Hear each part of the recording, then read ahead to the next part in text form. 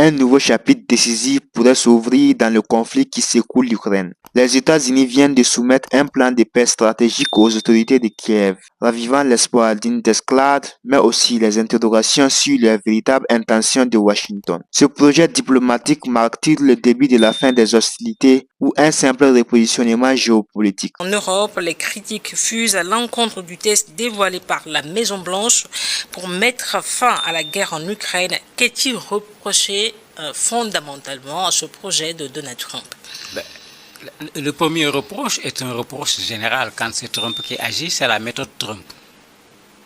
C'est-à-dire quelqu'un qui agit individuellement et qui a tendance à mettre les gens devant le fait accompli. Parce que ce qu'on appelle plan Trump actuellement, Trump a envoyé Steve Witkoff à Moscou. Il allait discuter avec les Russes. Ils ont concocté quelque chose. Ils ont concerté sommairement l'Ukraine, presque pas les Européens, et Trump a sorti un plan en 28 points. Et ça fait que même dans la façon de faire, la guerre en Ukraine, ça concerne les Américains, mais ça concerne l'OTAN, ça concerne les Européens. La logique aurait voulu que tous ceux qui s'étaient mis ensemble contre la Russie soient associés quand il s'agit de faire un plan de paix, mais surtout, c'est l'Ukraine qui est le théâtre des opérations de cette guerre, mais quand on doit parler de paix, l'Ukraine doit être le pays le plus concerné par ce plan de paix. Dans ce plan élaboré sans consultation ni de l'Ukraine ni des Européens. Mais c'est pourquoi c'est le premier reproche qui est fait à ce plan, mais ça c'est la méthode Trump, il l'a fait avec Gaza, il l'a fait partout. Ça c'est la méthode Trump. Maintenant il y a un deuxième reproche qui est là, qui est dû au fait que Trump a promis plusieurs fois, il vient de donner encore un ultimatum. Mais le 27 novembre. Mais c'est le énième ultimatum. N'oublions pas qu'il avait commencé par 24 heures. Finalement, il va bientôt fêter son anniversaire. Et il n'a pas réglé ce problème. Pour dire qu'en fait, les méthodes Trump, c'est ça qui pose problème. Il avait promis ici des sanctions tellement terribles contre la Russie que ça va s'arrêter. Où sont les sanctions? La Russie est en train de bombarder jusqu'à présent l'Ukraine, même pendant qu'on élabore ce plan qui est en train d'être proposé. Donc ça, c'est la particularité. Alors, quel est le message que le Kremlin envoie? Mais le Kremlin est tranquille parce que c'est comme si Trump est devenu la trompette du Kremlin pour ce qui concerne cette négociation. Puisque à toutes les occasions, Trump a été l'avocat de Poutine. Donnez-leur des terres, cédez ceci, acceptez cela. Et d'ailleurs, c'est un des reproches que l'Ukraine fait à ce plan, qui est vraiment un plan pro-russe, si on peut l'appeler ainsi, parce que la Russie va tout prendre. L'Ukraine, il ne lui restera absolument rien. C'est pourquoi d'ailleurs l'Ukraine le dit clairement, si on accepte le plan comme tel, mais c'est pire qu'une capitulation, c'est carrément une humiliation.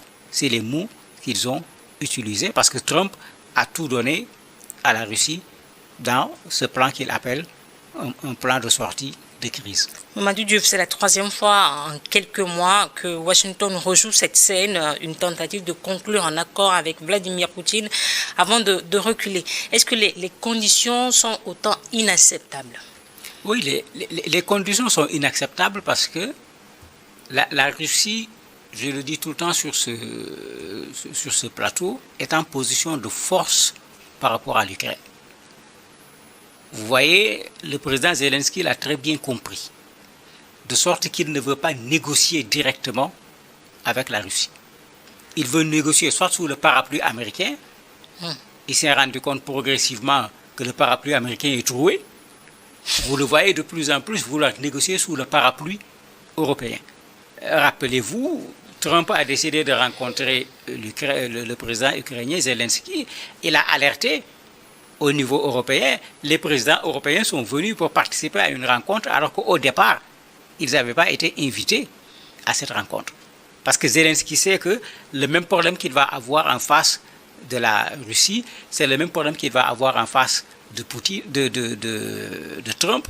Il ne sera pas en mesure de faire pression sur le président Trump. On dira que Volodymyr Zelensky est pris entre deux feux.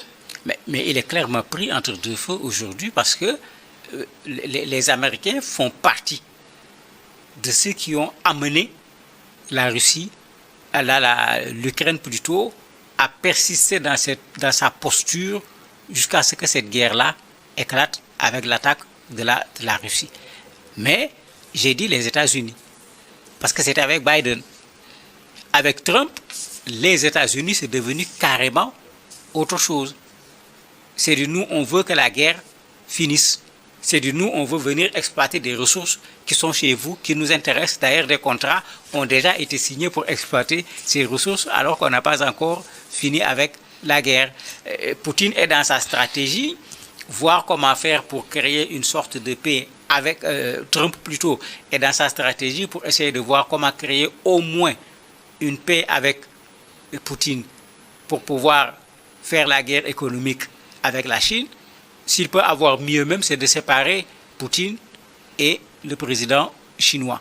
Mais Trump est dans une stratégie qui n'a pas comme priorité de régler la guerre au niveau de l'Ukraine, tout simplement. Il est dans une stratégie qui est beaucoup plus large, et dans cette stratégie, l'Ukraine est simplement une étape.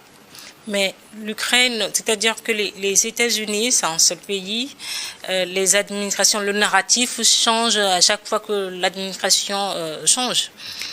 En fait, c'est ce qui n'est pas normal. On aurait pu s'attendre à une certaine continuité. C'est pourquoi j'ai dit les États-Unis. Parce que du temps de Biden, mais c'était le soutien militaire, matériel, humanitaire. C'était la locomotive de l'OTAN dans cette guerre contre la Russie.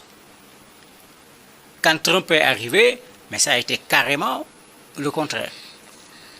Il faut arrêter la guerre. Il avait même parlé de 24 heures. Il n'a pas réussi à le faire.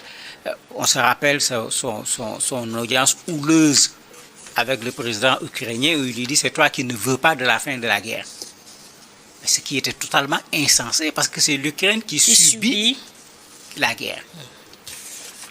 C'est pas l'Ukraine qui a déclenché également la guerre. Quand on te dit c'est toi qui ne veux pas de la paix, ce n'est pas qu'il ne veut pas de la paix, mais ce qu'on lui propose, c'était de l'humiliation, c'était une capitulation pure et simple. Ce qu'il essaye de refuser, et il le dit clairement, il faut au moins qu'on en arrive à une sorte de paix des braves. Parce qu'actuellement, quand on regarde ce plan, ce que la Russie demande, surtout au niveau du Donbass, et que les Américains acceptent, mais si l'Ukraine donne cela, mais c'est de la capitulation. En plus, dans le plan, on demande à l'Ukraine de réduire pratiquement de moitié son armée. C'est-à-dire, c'est comme si on démilitarisait en quelque sorte le pays. On leur demande de mettre fin à toute tentative d'adhésion à l'OTAN. Adhésion à l'OTAN qu'on considère comme étant la source principale de cette guerre. De l'invasion de février 2022. Mais finalement, avec le nombre de morts, avec les infrastructures qui ont été détruites, si on fait un accord dans ce sens-là. Tout ça pour ça. Voilà. Qu'est-ce que l'Ukraine a gagné dans cette guerre? Mais ça va être grave. Mais c'est pourquoi il essaye de résister, mais malheureusement, il ne pourra pas aller très loin parce que le soutien européen ne me semble pas aussi déterminant, même s'il est là, alors que Poutine a conscience qu'il est